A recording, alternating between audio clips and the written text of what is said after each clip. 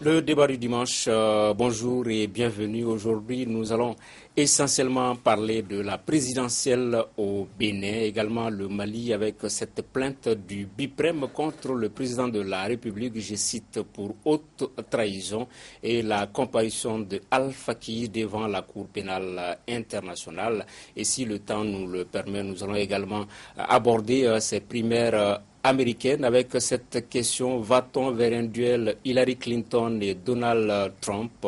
Ce seront les questions que nous allons poser à nos invités aujourd'hui. Adam Cham du Républicain, Issoufou Yago, politologue, Maître Mamadou Ismaël Koraté, avocat, et Serge Daniel, journaliste écrivain.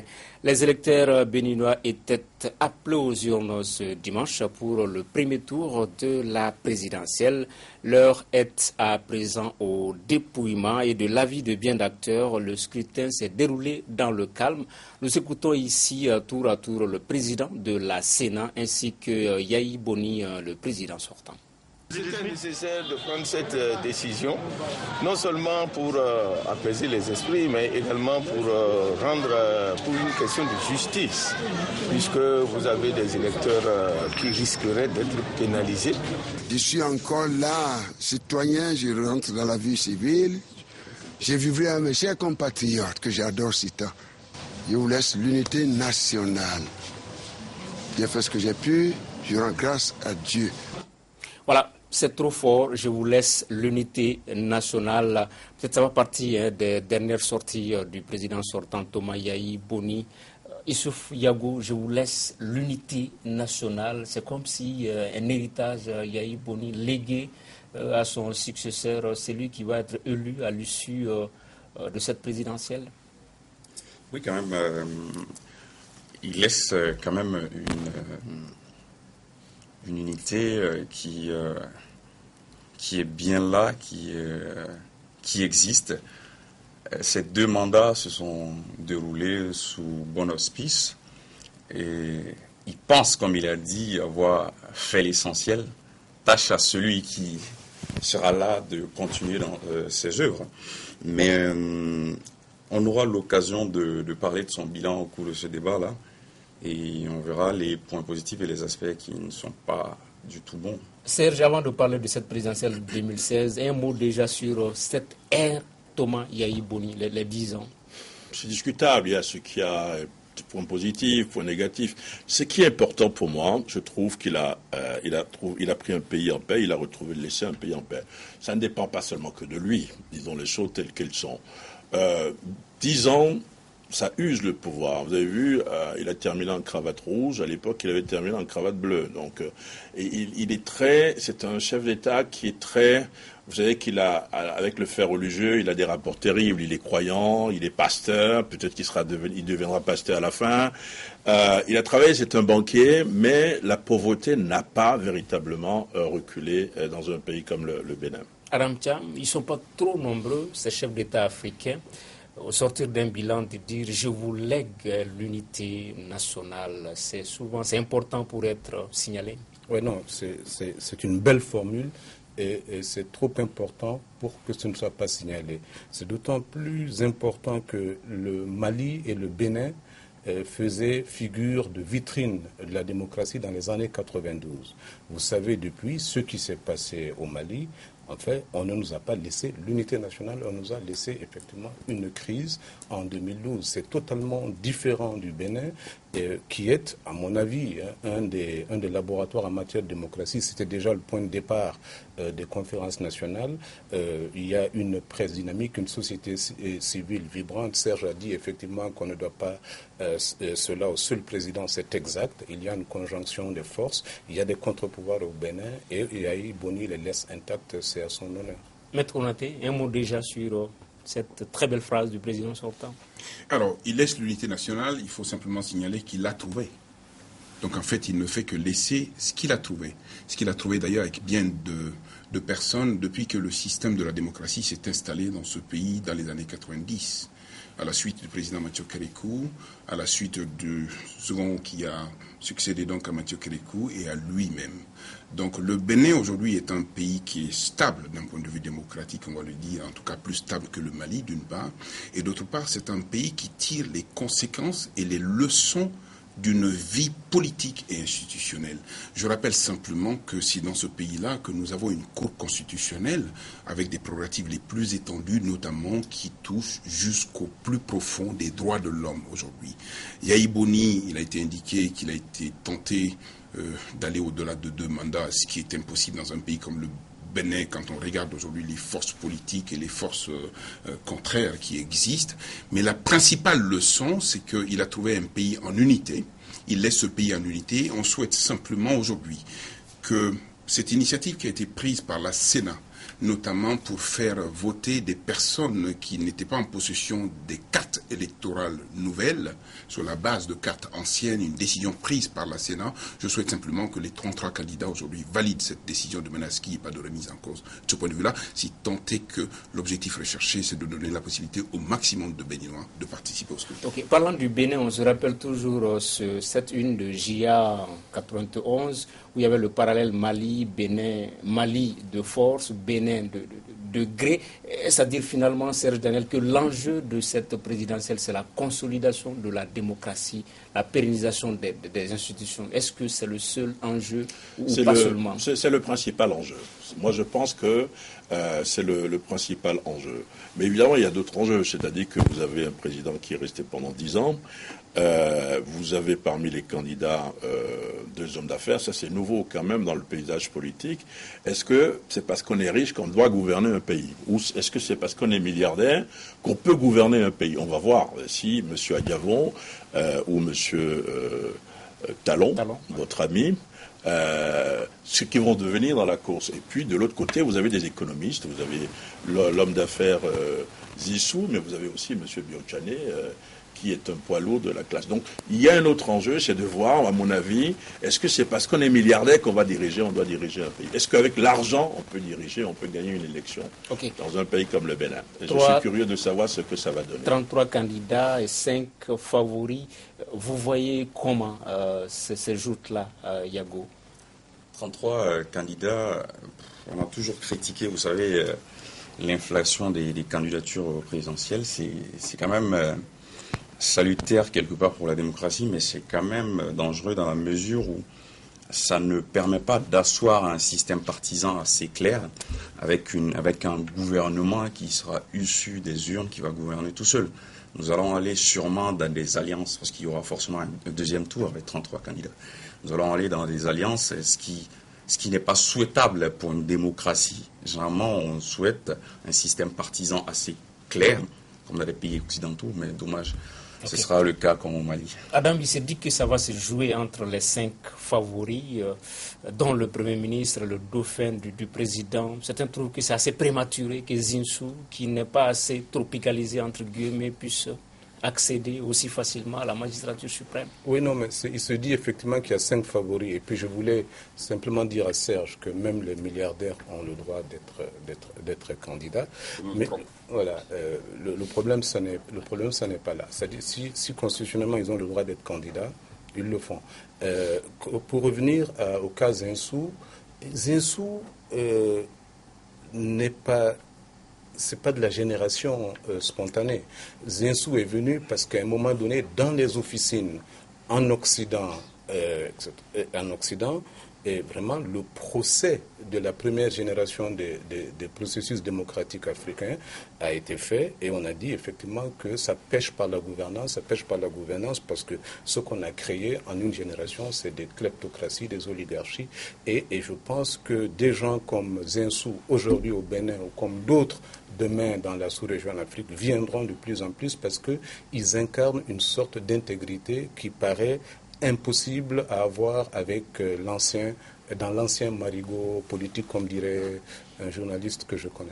Oui, maître, est-ce que c'était un faux débat? Zinsou, les milliardaires, il faut considérer les candidats selon leur programme, non leur provenance, le milieu dans lequel ils baignent?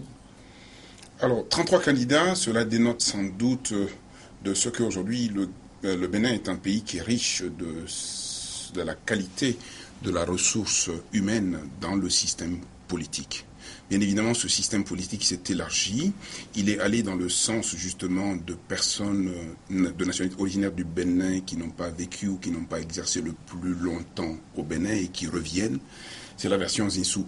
Moi, je me méfie un peu de cette version. C'est un peu la version des grands fonctionnaires de la Banque mondiale qui, dans les années 90, ont été les premiers justement à venir servir les gouvernements. Et le résultat n'était pas aussi pertinent qu'il l'a été.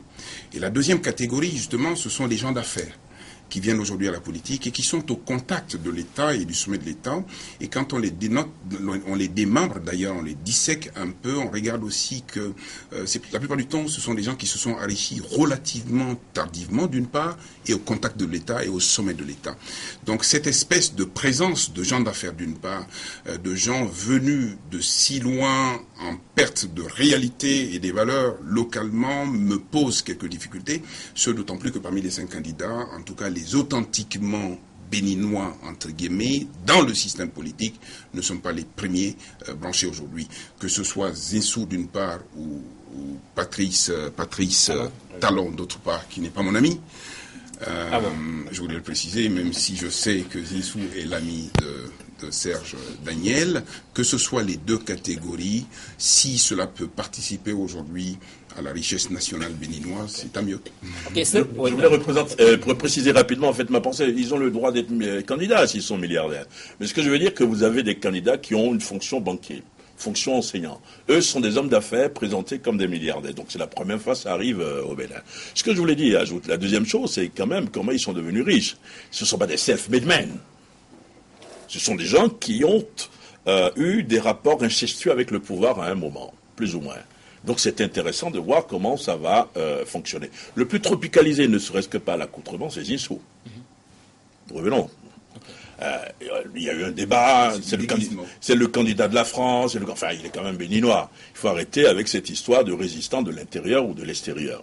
On verra ce que ça va donner. Moi, je salue le calme, ça c'est évident.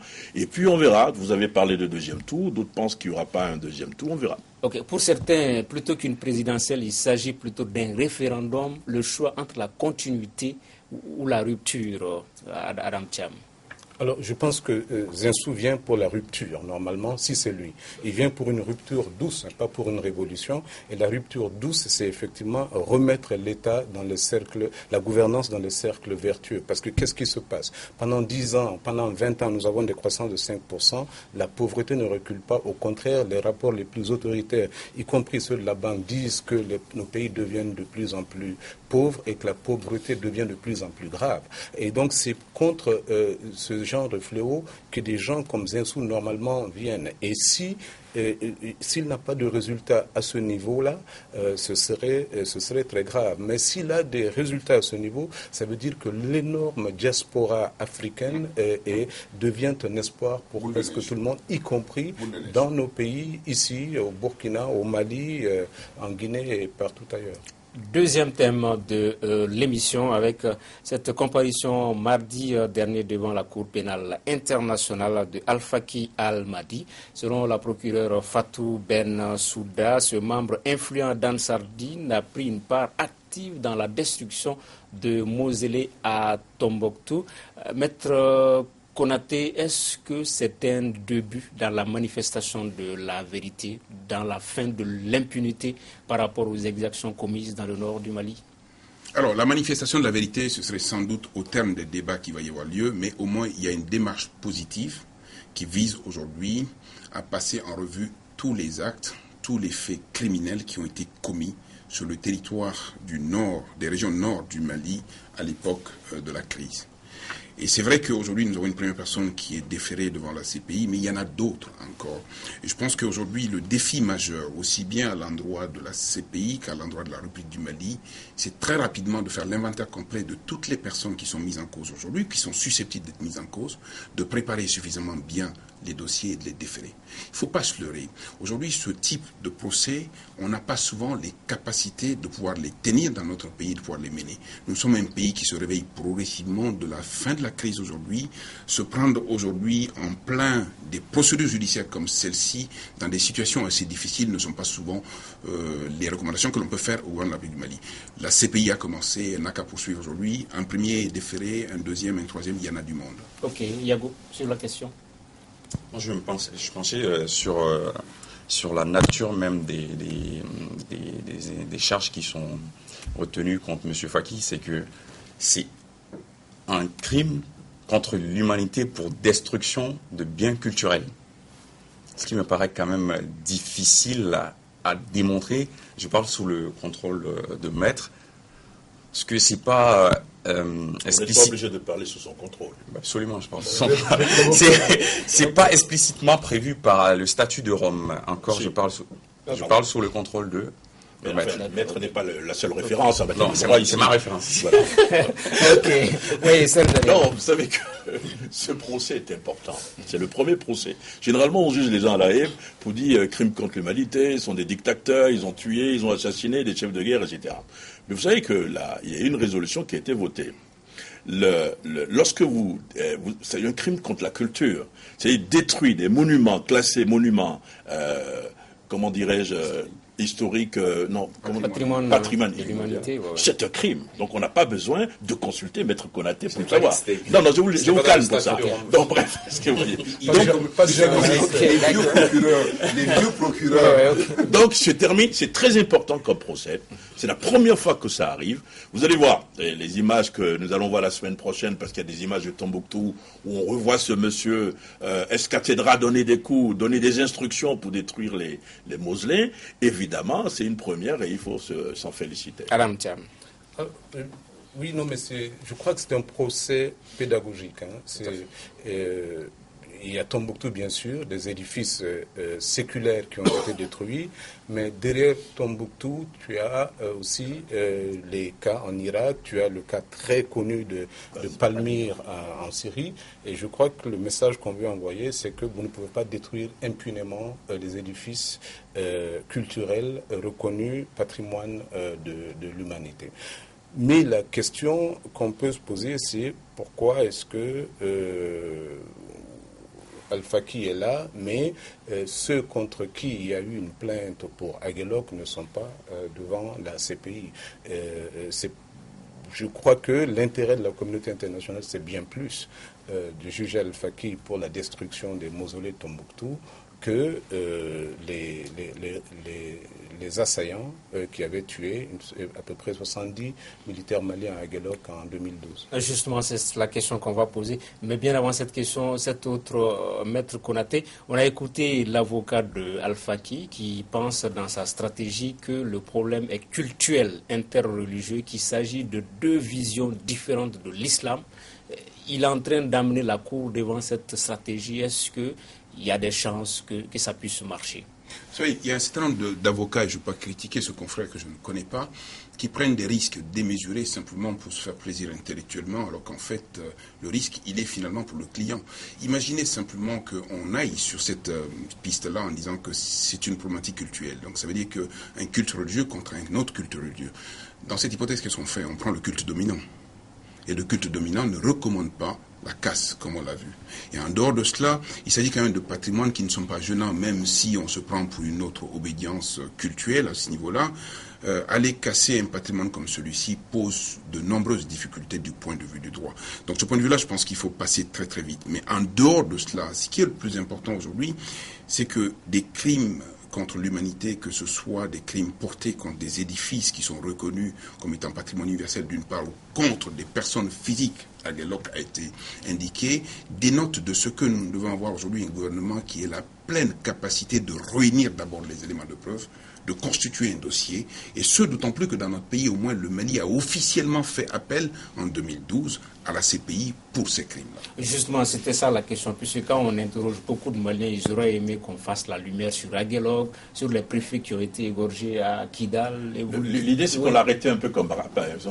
Lui, on l'a arrêté par hasard. C'est-à-dire qu'il était entre le Mali et le Niger, et on l'a chopé, et on s'est rendu compte que c'était ce fameux monsieur. Mais l'avocat dont vous parlez, j'ai pas suivi cette plaidoirie, cette sortie à La Haye, mais il se trompe largement, parce que le Mali est un pays quand même laïque. Même dans un pays musulman, vous allez en Irak, en Iran par exemple, vous avez des œuvres d'art en Iran. Donc il a raté à mon avis une occasion de se taire. Ok, un sous-thème, hein, puisque c'est dans ce contexte-là que la délégation du Conseil de sécurité de l'ONU est arrivée au Mali. Yago, c'est une visite qui va changer quelque chose, ou bien c'est pour booster la dynamique à 2-3 semaines avant le forum de Kidal? Tout d'abord, c'est pour voir les évolutions qui ont été faites ou les progrès qui ont été accomplis dans la mise en œuvre de l'accord et les blocages qui persistent encore, et trouver les modalités pour pouvoir mettre fin à ces blocages et aller à la réconciliation définitive. Et accompagner éventuellement le forum qui doit se tenir à Kidal, qui est à mon sens important pour l'issue favorable de cette crise-là. Adam, sur cette visite du Conseil de sécurité au Mali? Oui, le communiqué du gouvernement dit qu'il y a 3 objectifs. Un, c'est d'évaluer la situation sécuritaire. 2, c'est de voir les progrès accomplis dans la mise en œuvre de l'accord de paix. 3, c'est de voir l'impact dans la mise en œuvre des parties de l'accord qui ont été mises en œuvre. Donc ça, c'est très clair en termes d'objectifs. Maintenant, le contexte dans lequel ça arrive, c'est que ça arrive alors qu'on parle de plus en plus d'un accord comme l'accord intercommunautaire d'Anefis qui tend à supplanter effectivement l'accord d'Alger. Ça arrive dans un contexte où la classe politique, donc opposition comme majorité, se rencontrent et semblent être d'accord de se revoir pour parler de la situation du Nord. Et ça arrive dans le contexte où la CMA et la plateforme ont évaluer conjointement la mise en œuvre de l'accord et trouve effectivement que le gouvernement traîne les pieds. Donc, quelque part, même si le communiqué du Conseil de sécurité est un communiqué diplomatique qui se félicite des progrès accomplis par le gouvernement malien, il y a derrière, effectivement, cette visite, l'intention de dire au gouvernement, effectivement, d'accélérer la mise en œuvre d'un processus qui piétine. Oui, si on a envie d'être violent, on dirait que le Conseil de sécurité ici est le père Fouettard, quoi. Il est là aujourd'hui pour réveiller les uns, pour dire aux autres les limites à ne pas franchir. Bref, je pense que le Mali, dans cette crise-là, a bénéficié de l'assistance financière de la communauté internationale, de l'assistance militaire de la communauté internationale. Et c'est pas souvent qu'on voit les 15 membres du Conseil de sécurité se déplacer pour venir sur un territoire aussi difficile que le Nord aujourd'hui.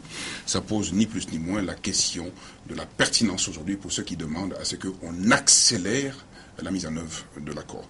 Rester longtemps dans cette situation n'est que des sources probables de grosses difficultés. Voyez-vous déjà, entre un accord principal, des accords connexes et des accords secondaires, finalement on en est à se dire, mais où est l'essentiel aujourd'hui? L'essentiel c'est le Mali, il faut le préserver. Si le Conseil de sécurité peut être aujourd'hui aux côtés du gouvernement pour lui rappeler aujourd'hui qu'il faut aller très très vite, on applaudirait de 2 mains. Serge, je peux conclure là-dessus. Oui, voilà, je souriais parce que vous êtes en retard. On a les conclusions, vous dites ce qu'ils sont venus faire alors qu'on a les conclusions. On ne dit pas ce qu'ils sont de plusieurs. Non. On a les conclusions. Il y a 3 conclusions. Et vous allez m'écouter, s'il vous plaît. Monsieur le procureur. La première conclusion, c'est que ils ont dit, moi j'ai vu le communiqué avant de venir ici, où enfin j'ai interrogé les gens. Oui, les choses avancent quand même malgré tout, parce que ce n'est pas facile, on revient de loin.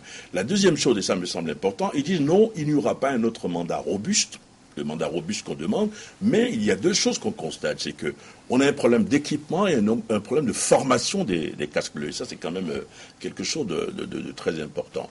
Et en plus, effet nouveau, pour abonder dans le même sens que Adam tout à l'heure, c'est qu'ils soutiennent le forum de Kidal.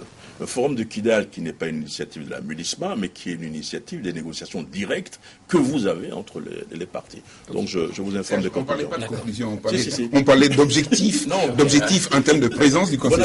On avait le résultat de ce qu'ils étaient. Non, ce n'est pas les résultats qui sont importants. Ce qui est important, c'est le cadre dans lequel ils sont arrivés. Nous restons toujours au Mali avec cette plainte, je cite, pour haute trahison du BIPREM, regroupement associatif contre le président de la République. Devant la presse mardi dernier, le bloc a énuméré un certain nombre de griefs qu'il aurait constatés dans la gouvernance actuelle. Nous écoutons ici son président au micro de Abdoulaye Maïga. Une association de la société civile qui s'appelle le BIPREM FASOCO, bloc d'intervention populaire et pacifique pour la réunification du Mali, a pris la responsabilité citoyenne d'interpeller le président de la République sur sa gestion de mi-mandat. Du 4 septembre 2013 à aujourd'hui, nous sommes le 1er mars 2016. Donc il a fait 30 mois au pouvoir et le BIPREM constate que la gestion pendant cette période n'a pas été bonne, voudrait dans ce cas que le président de la République donne des explications simplifiées sur les scandales qui se sont déroulés pendant ce mandat-là. Il est difficile de donner un chiffre exact. Nous avons osé poser cette plainte contre un président en exercice. C'est une question d'étape. Si nous n'avons pas de satisfaction par rapport à notre demande, nous allons être obligés de continuer à faire le suivi au niveau des pétitions, non seulement dans les cahiers pour ceux qui n'ont pas accès à l'Internet, mais aussi sur Internet pour les Maliens et les gens de l'extérieur qui y ont accès. Voilà, est-ce qu'il faut prendre au sérieux cette plainte ou faut-il tout simplement la mettre dans le cadre des actions d'une association en quête de popularité, hein? C'est la question qu'on va poser aux invités. Yago, cette plainte du BIPREM, vous la prenez au sérieux? Est-ce qu'il faut la prendre au sérieux? Effet d'annonce. Parce que déjà, elle est irrécevable. Est-ce qu'ils ont la qualité à agir? Et est-ce qu'ils ont déposé la requête devant la bonne institution? C'est non. C'est peut-être on peut assimiler cette plainte à une plainte d'une association, comme vous l'avez dit, en quête de popularité. Donc, elle est irrécevable. Moi, je ne vois pas de sérieux. Juridiquement, c'est une plainte qui a fait pchit. L'effet s'est dégonflé, mais c'était l'actualité. Bon. D'abord parce que auprès de la Cour, pour trois raisons. La Haute Cour de justice est claire là-dessus. C'est vrai, ils sont venus déposer une lettre chez nous, mais nous n'allons même pas l'analyser parce que ce n'est pas à nous de l'analyser, c'est pas la procédure. Donc sur le plan procédure, non. La deuxième chose que je voulais dire, c'est que politiquement parlant, c'était important de voir des personnalités citées derrière la plainte. Par exemple, il y a eu Dr Oumar Mariko, mais Mariko a précisé « je ne suis pas initiateur de la plainte ». Ensuite, c'est Badian Kouyaté, je l'ai eu au téléphone ce matin, il m'a dit « je ne suis pas initiateur de la plainte », alors qu'il était cité au sein de la plainte. Donc, sur le plan du droit, la plainte a fait pchit. On va parler du contenu probablement tout à l'heure, mais pour ce premier tour de table, c'est ce que j'aimerais dire. Maître Konaté, sur ce premier tour, justement, de table. Alors, une plainte irrecevable, une plainte qui a fait pchit, mais une plainte qui a été reprise quand même, notamment par une importante radio émettant... Tout le monde en a parlé. Ouais, tout le monde. C'était l'actu. Africa en a parlé. Vous en parlez. Vous m'en avez parlé. Vous avez été le premier à m'en parler, à m'appeler au téléphone. C'est les faits. Hein. Donc, ce sont les faits, Maître Konaté. Quand une certaine radio en parle. Ah, bien sûr. Serge, je te regarde droit dans les yeux. On n'en a jamais parlé. Je dis simplement une importante radio a parlé de cette plainte, sans doute parce que cette plainte était l'actualité de l'époque. Sauf que quand j'ai entendu et quand j'ai lu les dépêches qui sont passées par la suite, une chose était de plaquer la plainte en termes d'information, une autre chose était de l'analyser un tout petit peu pour dire au moins les tenants et les aboutissants. Parce que cette importante radio émettant à l'international ne l'a pas fait. Moi, je suis resté un peu sur ma faim. Parce que généralement, ce genre de plainte, l'organe ne la commente pas. Mais ne la commentez pas, s'il vous plaît. Okay. Il s'agit d'une plainte, donc il s'agit d'une démarche judiciaire, s'il vous plaît. vous êtes des journalistes et des journalistes compétents. Mais quand ça dépasse votre spécialité, référez-vous à d'autres. Je pense qu'il y a... Laissez-moi, monsieur le procureur, laissez-moi parler. Allez-y. Dites à Serge de me laisser parler.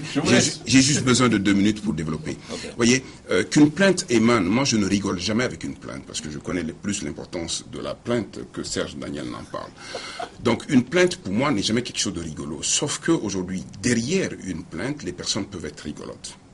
S'imaginer aujourd'hui qu'en tant que personne physique ou en tant que groupement de personnes physiques, on peut porter une plainte contre le président de la République, y compris par l'entremise de la Haute Cour de justice, c'est absolument une hérésie en droit. Mais je n'en veux pas tant à ceux qui ont initié cette plainte que ceux qui ont pris le relais de la plainte sans donner l'explication. La Haute Cour n'est pas une juridiction de droit commun. Ce n'est pas le commissariat de police du 14e arrondissement, ce n'est pas le tribunal de première instance. Vous ne donnez pas un coup de droit ici. Non, je termine juste. Mais les auditeurs qui nous écoutent ont besoin de comprendre, ce d'autant plus que sur votre radio, vous êtes allé trop vite. Cette juridiction est une juridiction politique. Elle n'est saisie que par des autorités politiques, en l'occurrence, les 2/3 de l'Assemblée nationale. C'est eux seuls qui peuvent éventuellement voter la mise en cause du président de la République et le déférer éventuellement devant la Haute Cour. Donc, la radio internationale a dit qu'il y a une plainte pour la première fois, n'a pas analysé la plainte, a dit que la plainte a été saisie. Après, ça laissait entrevoir quoi? Que la plainte a été bloquée et du coup, c'est un processus de blocage à ce niveau. J'aurai l'occasion de revenir pour ne pas monopoliser la parole à ce niveau-là. Sinon que l'ensemble de la presse, puisque c'était une conférence de presse, les journalistes ont couvert, ont donné l'information, que ce soit la radio, les organes sur les réseaux sociaux. Un journaliste complet et parfait va au-delà de l'actualité pour l'analyser, pour la faire analyser. Mais je ne crois pas que les animateurs du BIPREM avaient pour objectif de réussir au niveau de la Haute Cour de justice. Même si toutes les conditions étaient remplies, ce n'est quand même pas tous les jours que nous voyons sous nos cieux effectivement une Haute Cour de la justice destituer un président pour ce genre de plainte. Et donc je ne crois pas que ce soit des enfants de cœur, ils savaient ce qu'ils faisaient. Et je crois que ce qu'ils faisaient, c'était obtenir le maximum de visibilité sur cette affaire. Là, ils ont réussi. Par exemple, moi j'ai dû arrêter à peu près 140 sites, le nombre de sites qui ont repris effectivement cette information. Et sans parler effectivement des radios internationales, sans parler des journaux, des médias internationaux. Et ça, ce n'est pas bon pour le pouvoir, cette réputation. Ça, c'est concernant effectivement l'objectif recherché, à mon avis. Maintenant, le contenu de la plainte, c'est qu'ils reprennent sur ce que l'opposition a dit ces 30 derniers mois. Toutes les affaires qui sont incriminées sont des affaires qui ont été révélées par l'opposition. Et je crois que de ce point de vue, il ne faut pas penser que ce n'est rien. C'est-à-dire, c'est la première fois effectivement qu'une organisation de société civile, même si elle a été très très proche de la junte, même si elle a été très très proche des actuels tenants du pouvoir, est en train effectivement d'essayer d'animer l'espace. Et cela d'autant que 3 jours avant, il y a eu la formation d'une association dont on ne connaît pas le poids, qui s'appelle Ras-le-Bol, et qui a les mêmes objectifs donc, que BIPREM. D'accord. Yago, au-delà de l'aspect vice de forme, vice de procédure, est-ce qu'on n'est pas devant une situation où on se pose la question sur le colis et l'expéditeur, sinon le message et le messager? À l'intérieur de la plainte, quand même, il y a certains griefs qui avaient été formulés même par le bureau du vérificateur général. Est-ce qu'on n'est pas en phase du message et du messager? C'est vrai que le messager n'est peut-être pas habilité à formuler ces griefs-là, mais le message, il y a un peu d'objectivité quand même dans le message, dans les griefs formulés. C'est des situations qui ont déjà été relevées par le vérificateur général, qui, on le rappelle, n'est pas une juridiction, qui ne poursuit pas, qui transmet les dossiers, à mon sens, au président de la République. Et je pense que l'ensemble de ces affaires-là, en principe, ont été transmis à accus de droit pour engager les poursuites s'il y a éventuellement. Donc, cette plainte, comme l'a dit Adam, l'objectif n'était pas juridique. L'objectif, c'était de la communication, un peu de visibilité. à mon sens, ça n'a pas beaucoup réussi. C'est ce que moi je voulais dire, parce que j'ai entendu parler tout à l'heure de radio, et quand j'entends parler de radio, ça me fait bondir.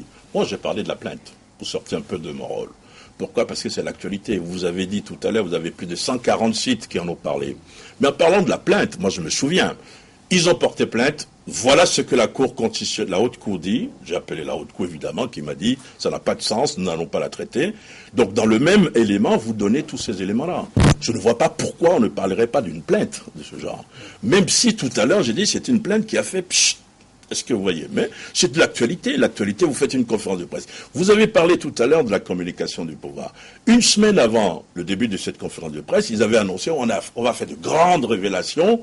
Ils invitent tout le monde, mais on aurait pu savoir ce qui se passait avant. Donc je suis désolé.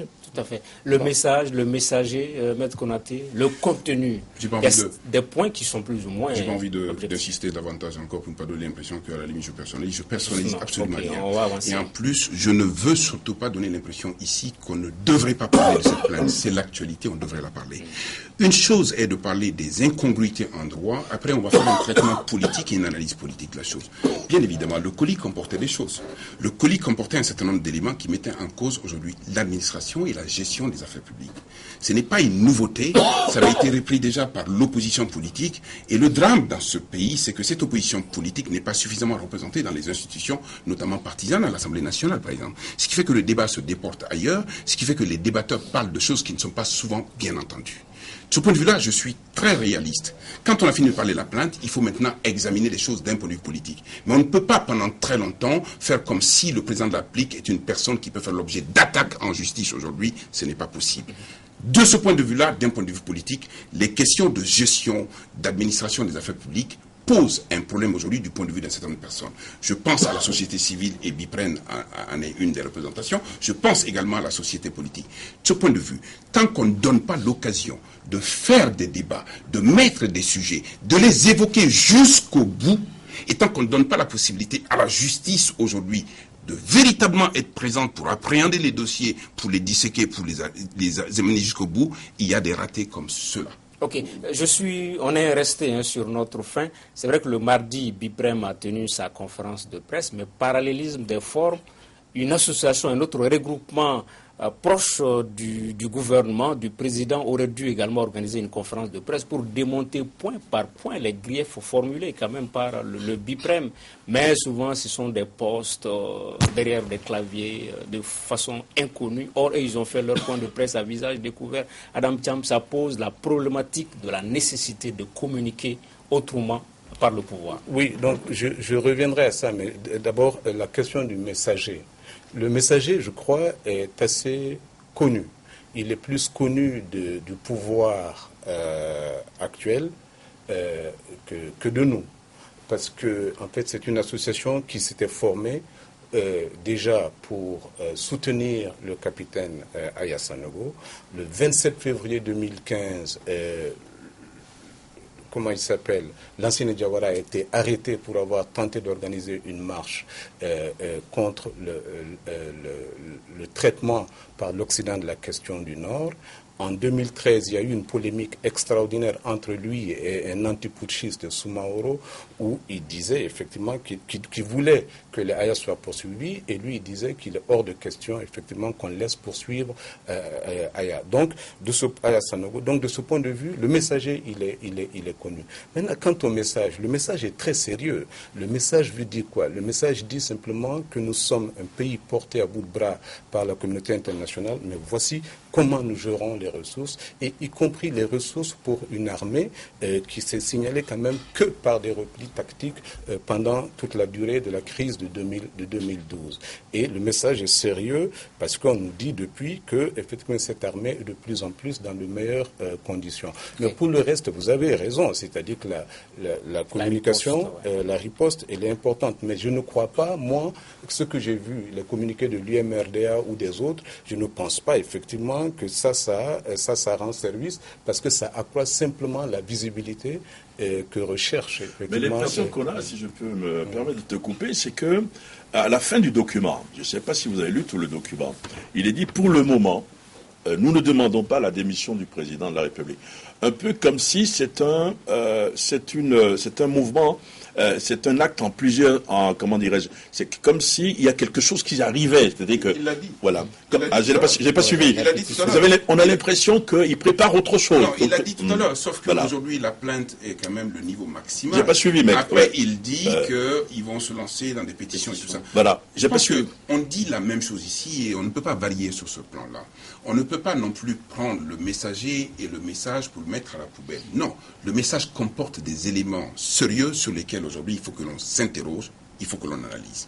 Aujourd'hui, Adam l'a rappelé, moi je ne le savais pas, que ça fait partie donc des associations qui étaient dans le sillage du pouvoir. Ça veut dire qu'aujourd'hui, il y a défection à ce niveau-là. Ça veut dire que ce sont des gens de l'intérieur qui, en possession d'informations, sont venus sur la place publique pour le mettre sur la place publique. Il se trouve aujourd'hui qu'il y a une parfaite communion entre cette opinion-là et l'opinion qui a été dominamment avancée par l'opposition politique également. Ok. À un moment, le président lui-même a qualifié la majorité de dolosive, de majorité dolosive. De majorité de mort. Oui, peut-être qu'elle reste toujours dans cette prédisposition-là. En termes de riposte, on n'a pas vu grand-chose. Non, moi je pense que, si je peux me permettre... Ça peut être animé, le débat contradictoire. Tout à fait, mais souvent, il n'est pas souvent important d'apporter la réponse à un certain nombre de problèmes dont on pense qu'ils vont mourir de leur propre mort. Et on parlait comme la majorité, là, monsieur. Non, attention. C'est pas la majorité.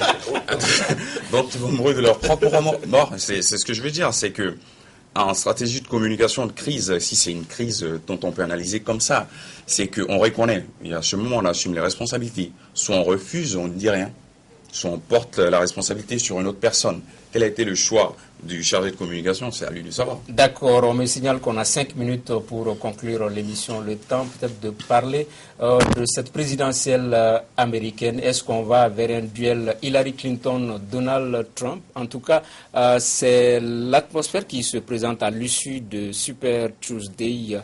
Hillary Clinton et Donald Trump qui sont beaucoup en avance. Maître Konaté, on ne va pas vous dire, vous... Il soutient Clinton, ça voilà. C'est connu, il soutient Clinton, donc... Je ne soutiens pas les fous, en tout cas.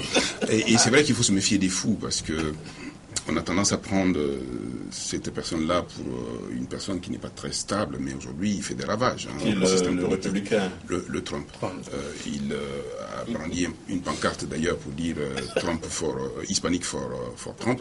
Donc, aujourd'hui, on assiste quand même à une remise en cause du système politique traditionnel, y compris dans des systèmes de démocratie avancés comme en Amérique. C'est qu'on est plus... Les partis, les structures partisanes ne sont pas suffisamment représentatives, expressives de l'opinion aujourd'hui. D'où l'incursion de personnages comme celui-ci, qui sont hors cadre, hors valeur et hors sérail aujourd'hui. Donc tout peut arriver et on est dans un système aujourd'hui où vraiment c'est la remise en cause de beaucoup. Est-ce que le contexte n'est pas en train de favoriser Trump avec ses attentats? Il y a une exacerbation de la peur, de la tension, et les Américains peut-être peuvent penser qu'il peut être une solution à ces menaces-là. Je n'ai pas l'impression. Cet homme fait peur. Il fait peur parce qu'en plus, il fait des déclarations qu'il n'assume pas. Il y a deux journalistes du New York Times auraient déclaré la dernière fois, enfin ce que j'ai lu dans la presse, qu'en privé, il aurait dit, et ça c'est encore plus grave, il aurait dit, écoutez tout ce que je dis sur l'immigration, etc., je ne vais pas appliquer ça quand je vais prendre le pouvoir. S'il dit ça, ça veut dire qu'il est assez dangereux. Moi, la campagne ne me passionne pas en tant que telle. Je vais participer plutôt à un débat où on va faire le bilan des années Obama. Peut-être que vous nous donnerez cette chance un jour. D'accord. Yago? Moi, Trump, Hillary Clinton, je vois comme le duel des élections. Il ne trompe pas, Trump? Il trompe tout le monde. Ah, okay. Il trompe tout le monde, mais il a un discours qui attire un certain nombre d'Américains qui sont un peu dessus de ce qui s'est passé dans les périodes récentes. Donc, il attire un certain nombre de personnes avec son discours, mais il ne saurait prospérer longtemps. Il est même combattu à l'interne, donc ça n'ira pas loin. Oui, je crois qu'il trompe tout le monde, mais en fait, oui, mais l'ascension de Trump révèle effectivement la fracture qu'il y a entre les états-majors et la base, c'est-à-dire l'état-major du républicain s'inquiète de sa montée, mais c'est la base qui lui donne effectivement ce pouvoir-là. Et de plus en plus, d'ailleurs, les analystes qui ne le prenaient pas au sérieux s'inquiètent de cette ascension disent que oui, c'est possible que Trump soit élu. Et si Trump est élu, le problème, ce n'est pas là, c'est qu'il est capable d'appliquer tout ce qu'il dit. N'oublions pas effectivement que Hitler a commencé comme ça et qu'en 1933, quand il est venu, personne ne savait qu'il allait signer les plus grosses horreurs de l'histoire mondiale. Okay. Les Américains nous ont habitués à l'inédit, à l'innovation. Premier noir président, premier noir à la Maison-Blanche. Est-ce qu'il faut peut-être s'attendre, maître, à ce qu'une dame aussi, Clinton. Il y a eu un noir à la tête de l'État des États-Unis, je m'en réjouis. Il y a eu un cow-boy à la tête de l'État. Pourquoi pas une femme? C'est tout à fait normal. On est dans une dynamique aujourd'hui qui est très très favorable aux femmes. Et en plus, il s'agit d'une femme de caractère, d'une dame qui a une maîtrise parfaite donc des affaires de l'État et qui a exercé aujourd'hui des fonctions qui lui permettent aujourd'hui de prétendre à cela. En plus, elle a derrière un mari qui est solide. Et ils se sont suffisamment bien réunis tous les deux pour faire une paire d'enfer aujourd'hui pour assurer une présidence à Hillary Clinton. Je crois que la femme est plus solide que son mari. Et ce qui me fascine chez elle, c'est qu'elle a une parfaite maîtrise de la communication politique. On n'avait pas idée. J'ai revu des films sur YouTube à l'époque où son mari était candidat pour la première fois. Je n'ai pas trouvé... elle était plutôt timide, mais là, en fait... Je pense qu'elle a préparé pendant longtemps son jeu, son parcours, et si elle prend le pouvoir demain à midi, si c'était elle qui gagnait, si elle prend le pouvoir demain à midi, elle va prendre probablement les décisions qu'il faut. Elle a la poigne, cette dame. On a échangé avec certaines femmes ici sur le continent qui disent que c'est la femme africaine qu'elles ont vue à l'éclatement de l'affaire Adamcia Monica Lewinsky, la femme qui reste derrière son mari. Il fallait vraiment en parler. Quel que soit ce qui arrive, c'est... Voilà. Oui, non, mais ça a plu. Mais il faut dire que pour beaucoup d'analystes américains, ceux qui plombent la candidature de Hillary Clinton, c'est qu'elle est l'épouse de Clinton. C'est-à-dire que même aux États-Unis, le fait qu'elle soit l'épouse d'un président sortant, enfin d'un ancien président, compte. Si. Bush a eu son fils. Oui, mais il paraît que les Américains sont de plus en plus hostiles à ça. Et ça, c'est sociologiquement, effectivement, la nouvelle tendance. Mais il est possible qu'elle soit élue. Si elle est élue, ça n'est pas... pour elle, c'est contre Trump. Ok. C'est sur ce donc que prend fin ce numéro du débat du dimanche. Mais en 30 secondes, on va faire réagir Maître Konaté, qui est l'avocat du comité de soutien en faveur de Birama Touré. Nous entrons dans le 2e mois de sa disparition. Il y a eu une conférence de presse à la Maison de la Presse. En 30 secondes... Où est-ce qu'on en est, maître? On n'en est nulle part. Je suis allé voir le procureur de la République qui, en principe, doit pouvoir donner des instructions nouvelles au commissariat du 9e arrondissement et éventuellement mettre en place une unité d'enquête pour faire en sorte aujourd'hui que nous puissions disposer d'éléments probants, d'éléments qui puissent éventuellement nous mettre sur des pistes aujourd'hui. J'entends beaucoup de rumeurs auxquelles je ne remonte pas. Ce qui est le plus important aujourd'hui, c'est de mettre une dynamique en place pour retrouver Birama Touré. Il vit, il est mort. Voilà. C'est sur ce que prend fin donc ce numéro du dimanche. Nos invités étaient Adam Thiam du Républicain, Issoufou Yago, politologue, Maître Mamadou Ismaël Konaté, avocat, et Serge Daniel, journaliste écrivain. Merci de l'avoir suivi et à dimanche prochain.